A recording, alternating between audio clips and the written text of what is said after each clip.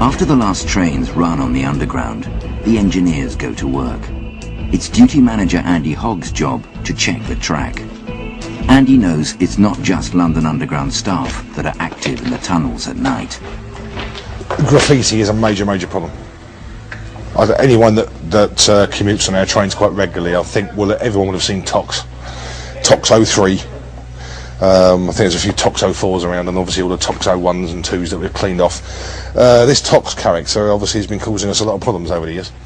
I don't know anywhere that I haven't seen a Tox tag, as they're called, on the walls, on the trains, in places that even I can't access. Even I don't know how to get into these places, and I've seen Tox written on them. But the graffiti problem is more widespread than Tox alone. It costs tube companies £12 million each year to clean graffiti from their trains. But the trains are prepared for the next day. Have you found some graffiti yet? Every tag is different, so the cleaners have to use a variety of chemicals and tools.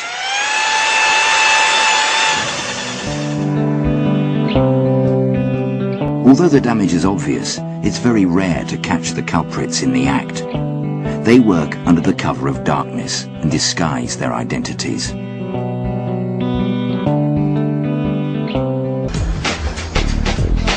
PC Tim Marry works for the British Transport Police's anti-graffiti squad. With up to 1,000 new tags appearing on the tube every day, he has his work cut out for him. We're at Edgware Road now, on the Metropolitan Line station, and there's been a report of damage to the sidings, which is this area underneath this hoarding and the far wall where recent damage has taken place. So that's the damage. Taker, diabolical, Dubstars, that's the variation of DDS. Oh look, a friend Tox 04, Fume, Prime, again Tox, Band, Is It and Tox generally go together. So we've probably got 4 or 5, but there's probably about 4 people here who actually did the damage. Of all the graffiti vandals, Tox is the most prolific. Tox, we associate with a particular offender, though it's never been proven at court. I've met this fellow on a number of occasions now, and I've seen members of my own family. On my desk here, starting from here and ending up there, that is all files relating to incidents where there's been damage, and Tox has been part of that damage. Tox is one of the most elusive of the graffiti artists. He is surveillance conscious. Where we've picked him up before, generally we don't pick him up doing the same mistake again. And it's a close-knit world with all the graffiti people. It does go around. 2 years ago, you might have been guaranteed to get a load of stuff when you turn them over at their house. Now, you're going to be lucky, and you've got to look a lot harder. If he wasn't good at evading, then we'd have nicked him and put him away by now. But that's all to come.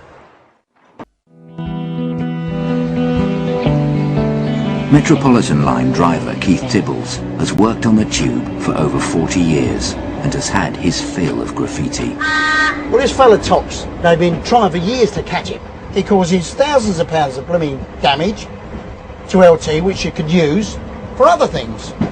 Okay, you put your name on something, but what does it achieve? It's just, you know, it's defacing things, isn't it? And it makes it look ugly. I mean, you've got a lot on there, look, Tox 3. I mean, it just looks awful. Look, there it is there, look. It just makes the place look, And you get tourists over here, and what do they think? I'd like to meet him, I'll give him a kicking. Even the train Keith is driving has a story to tell. The Tox suspect has been arrested, and today he's due to appear at Horseferry Road Magistrates Court. Ferry Road, a verdict has been reached in the Tox case. Well, it was an excellent result. He pleaded guilty to committing the damage. He got a £1,250 fine in total. He served 7 weeks almost in. He may have learnt his lesson, but I'm not too optimistic anymore about these things. The Tox tag has caused London Underground hundreds of thousands of pounds worth of damage. Now that a conviction has been made, is the fight against the tox tag finally over? Or has he just moved on?